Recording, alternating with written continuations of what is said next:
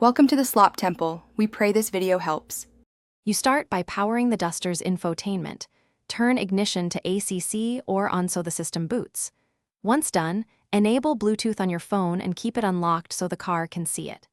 Next, go into the car's Bluetooth or phone menu and choose Pair a new device or Add phone. This initiates discovery. You do this now to create the link. It's faster than toggling settings later and prevents timeouts during pairing.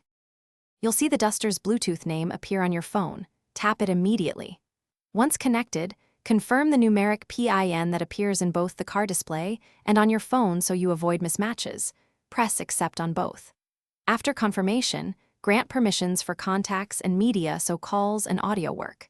Finally, make the phone the priority or favorite device in the car menu if you want automatic reconnection each time, which saves time later. You finish by testing. Play a track and place a quick call to confirm both media and phone functions. If it won't connect, delete the Duster entry on your phone and the phone entry on the car, then repeat pairing steps. This often clears stale profiles.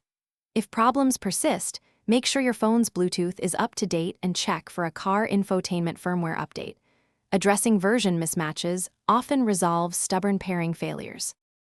Thanks for watching. Consider subscribing if we helped you.